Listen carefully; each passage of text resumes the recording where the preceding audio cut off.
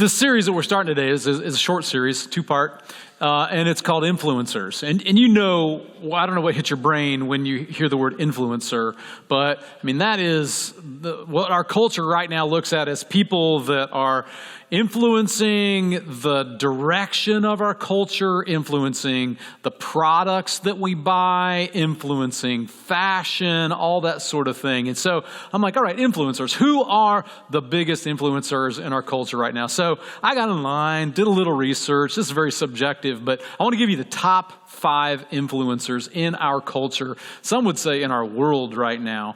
So number five is musician Justin Bieber. How many of you are believers? Anybody? No believers in the room. All right. By the way, he's got 504 million followers. Just by comparison, the population of the United States is about 330 million. He's got 504 million followers. Number 4, the fourth influencer of the world is fashionista Kylie Jenner. Kylie has 507 million followers. Number 3 is musician Ariana Grande with 553 million followers. Anybody remember her when she was an actress in Victorious? My girls watch this all the time. All right, I got a kid up front here. Yeah, she was Kat in Victorious. Number 2, Selena Gomez with 589 million followers. Any guesses on who is number 1? Taylor Swift. Yeah, you got it right. It's not Taylor Swift. It's Cristiano Ronaldo. You know who that is? Soccer player, like icon, a Portuguese soccer player. Get this, he has 732 million followers. That's more than twice the population of the United States. I'm telling you, he's the one I really had not heard of. I'm ashamed to admit. In case you wonder, I heard Taylor Swift. Taylor is number 8 on the list of influencers. She's got 458 million followers, a meager 458 million followers. Influencers. Now, I'd like to think of myself as an influencer, especially in the area of fashion, Yeah, I pretty much set the fashion trends of the pinky toe ring, nose hair braiding, and pumpkin spice deodorant. All not so much. Okay, maybe not. Maybe I'm not an influencer in that way. But this short series is about the influence that all of us can have, or all of us are having on next generations, right? Because I don't think we want to leave it up to Cristiano, Selena, Ariana, Kylie, and Justin. So this series is about you as a parent, or maybe you're a grandparent, or a future parent, or an aunt, or an uncle, or you as a teacher, some of your teachers, some of your coaches. It's about you as a part of the church, especially as you serve, as you mentor, as you love, as you give. It's about how you are influencing or can influence those generations that are coming up behind you, whether you are an older adult or a younger adult or somewhere in between. Because those next generations, their faith, their future, the direction of their lives is in your hands. No pressure. It is in your hands. It's in my hands. And of course, a big part of this is parenting and grandparenting, but all of us play a part. And that's what we want to really look at this week and next week. And when it comes to the parenting part of this, I got to say, I'm no expert. I'm just somebody who's seen a lot as a parent in my own family. And Janet and I, my wife and I, we've somehow muddled through. We have an 18-year-old and a 24-year-old. We muddled through by, a lot of prayer and counseling and books and videos and workshops and observing other families. In fact, we had kids kind of later in life, and Janet was a school teacher and before we had kids, and I was a youth director before we had kids. So we got to see the parenting styles of a lot of different people. And we saw some really, really good parenting. And we saw some really, really bad parenting. And the ones that were the most successful were the ones that we looked at and said, okay, they're the ones that got their kid from the car seat to the driver's seat with their relationship intact. And we learned a lot from them.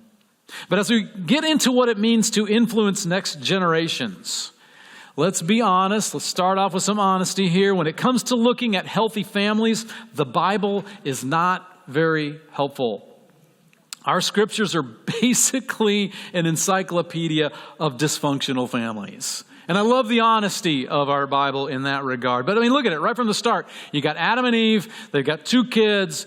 One son kills the other, kills his brother in a fit of jealousy. Then there's a guy named Abraham. He ends up banishing one of his wives, more than one wife, and one of his wives and son, and almost kills his other son. And then you got this guy, Joseph. His brothers pretend that he's been killed by wild animals and then sell him off into slavery. So I could go on and on and on.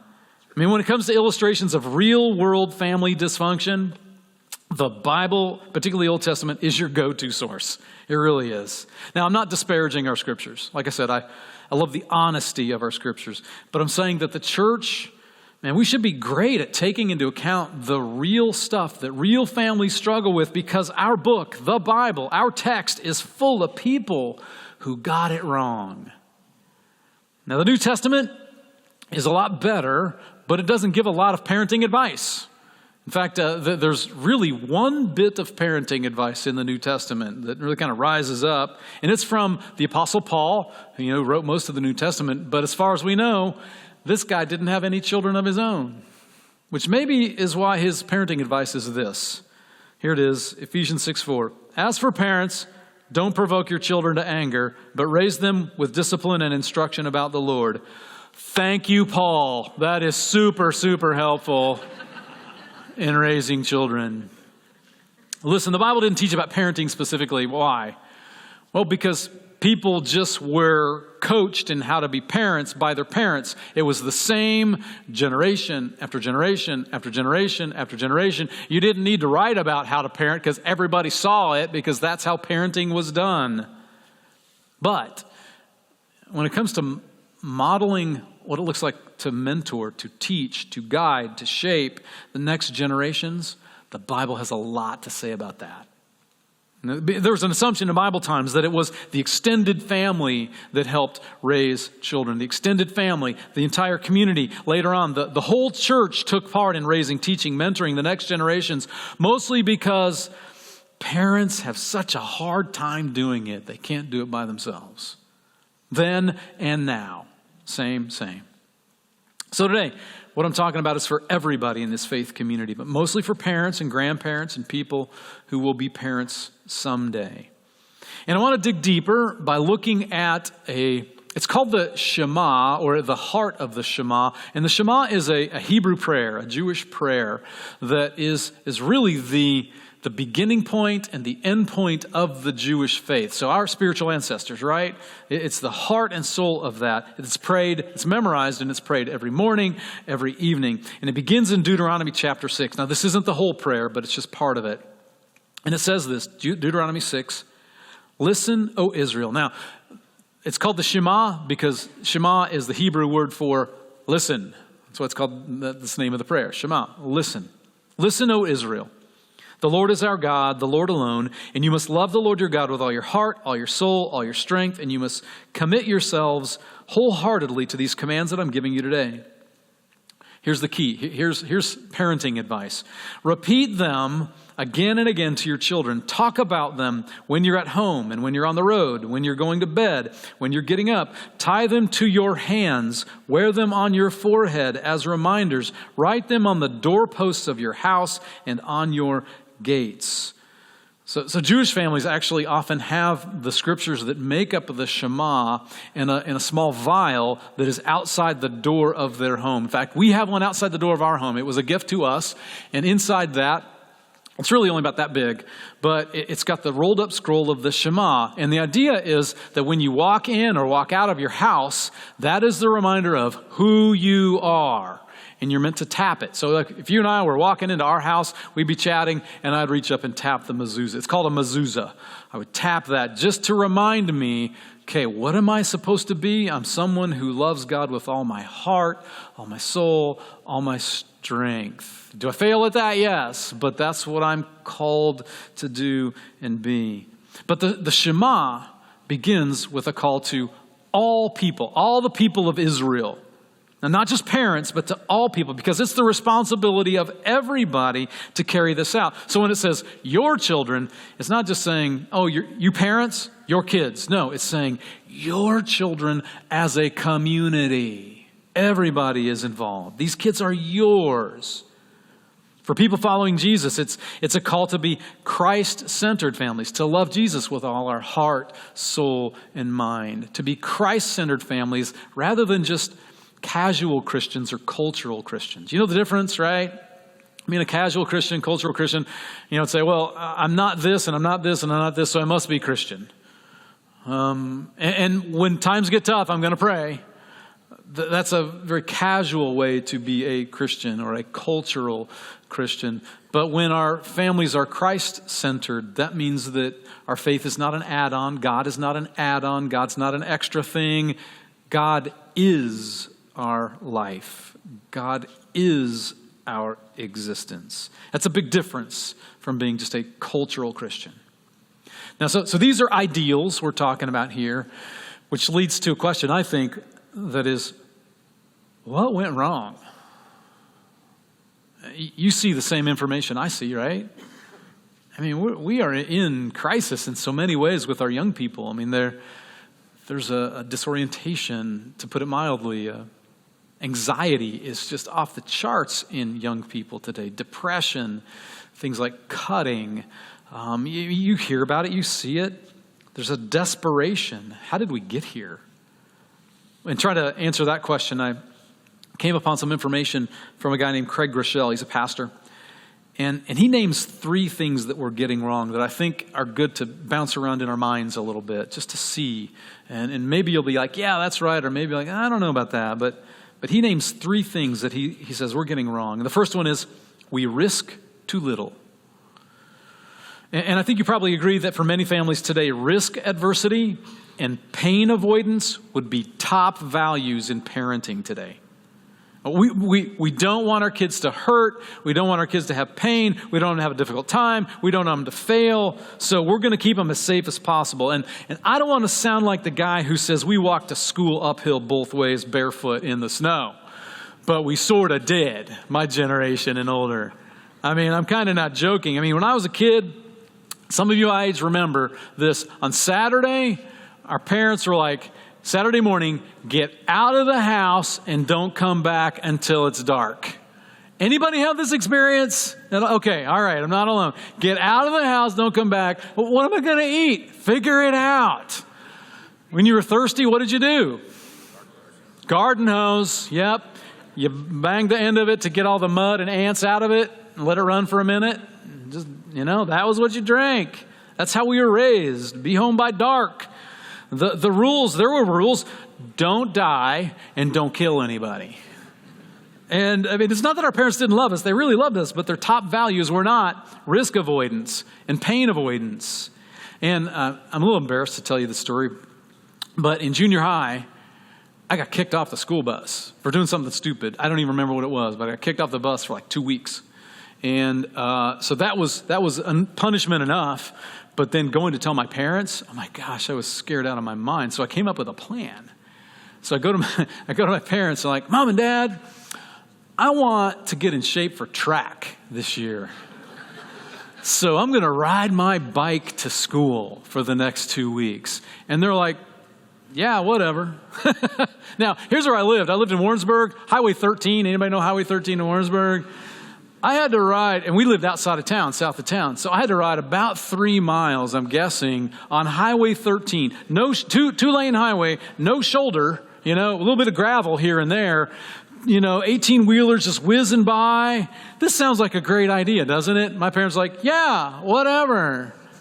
But that's just how it was. That's how I'm just telling you, that's the way it was. I'm not saying it was good. And when I was in Boy Scouts, the parents would carpool, which meant pack as many boys in the back of Bubba's pickup truck as you possibly could get in there to get them to Scouts and back home from Scouts. And again, we are just zipping down the highway over these bumpy dirt roads, gravel roads, bouncing around, no seatbelts. Nobody thought anything about it.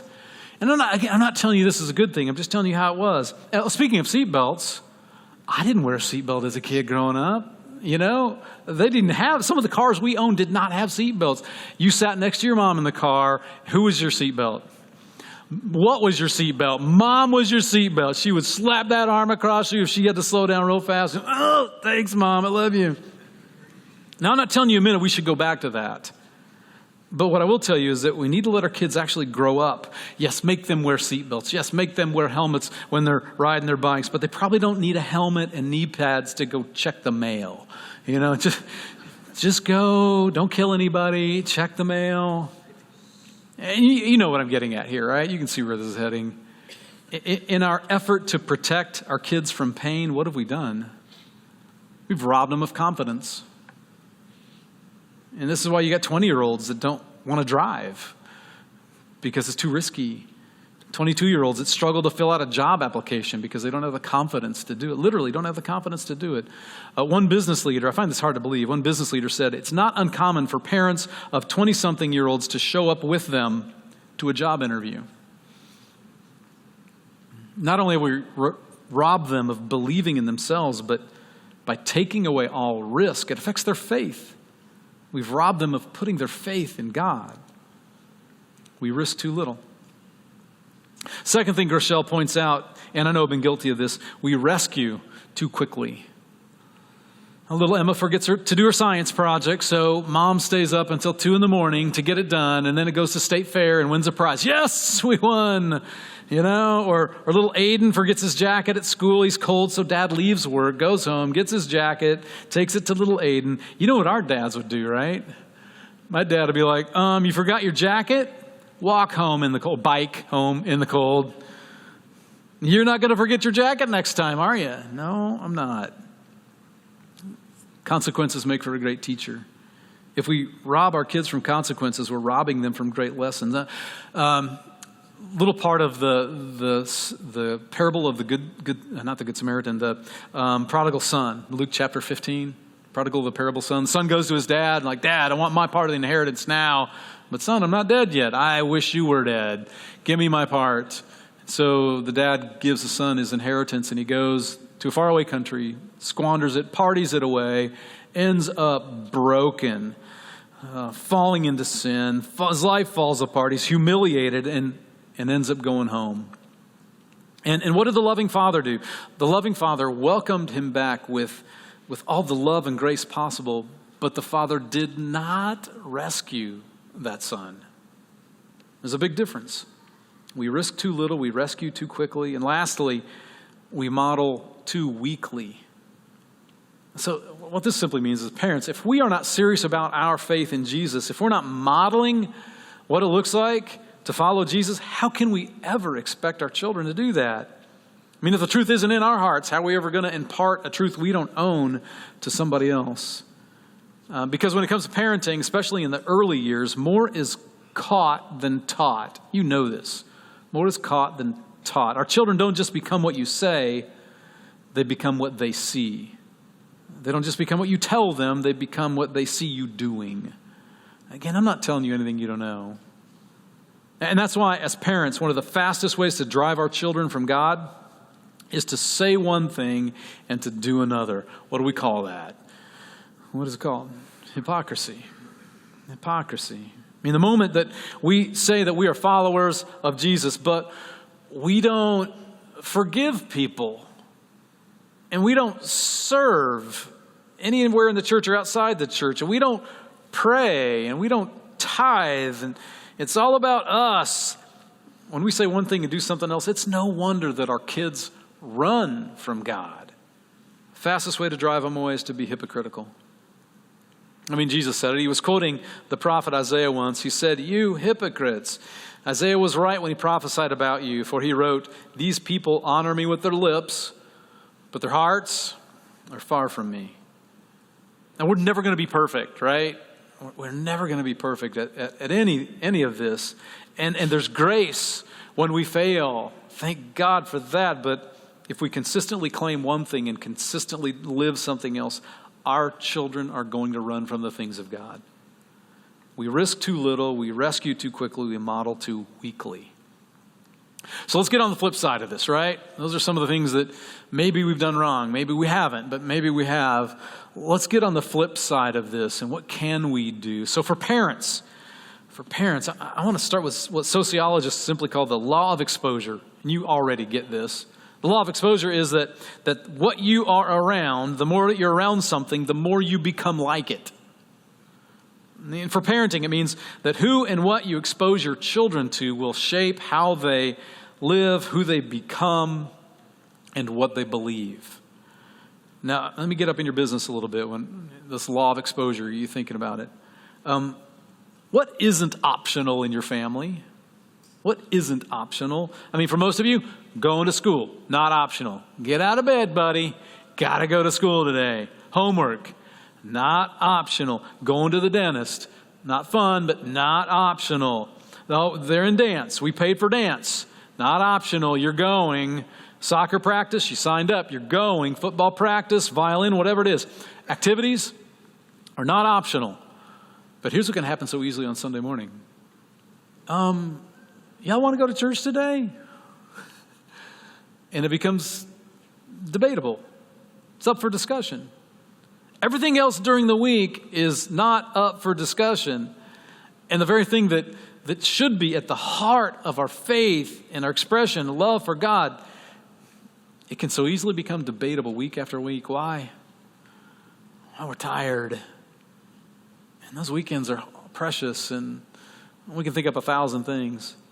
If you often prioritize something over church and never prioritize church over something else, you are clearly demonstrating a value to your family. And it's hard, I know. These are hard things. But look at the message that sends. Now, for the rest of us that are not actively parenting little kids or maybe grandparenting little kids, here's the statement that I think is so important for the rest of us, and that is, parents cannot do this alone. And I'm surprised there's not an amen after that. Parents cannot do this alone. This is where we step in to serve in and through the church. So I'm the bearer of good news today. I mean, our children's ministry has grown 20% this year. That is crazy good, isn't it? Yeah, that's worth clapping for. But hey, think about this. What does that mean? It just means these kids are kids that God has put in our care as a church. These kids, God has given us a responsibility to teach, to coach, and mentor, and they need us. They need you. Serving on Sunday mornings. It's that whole idea, worship 1 hour and serve an hour. Worship an hour, serve an hour. Other good news, our student ministry. Student ministry has grown over 20% this year. I mean, these young people are showing up. Yeah, that's good news too. They're showing up, and they need adults who are credible Christians, not perfect Christians. Adults who are credible Christians, Christians they can look up to who are not their parents. That's an important phase of life that we jump into. We need to see people who are not our parents who are Christians. Who'll be there for them on Sunday nights to help instill a faith in them. Faith that has roots that can withstand the storms of life. And that's why we talk about we're just now really talking about the put me in coach. There's a card right there in your seat. Put me in coach. And there are a whole list of things that are options for you to be influencers. And then outside the church too, Hillcrest Transitional Housing is one of our partner ministries, and they do such good work. One of their programs is a youth transitional housing program. It's for kids 16 to 24 that, they can't live at home anymore. They don't have a home to live in anymore.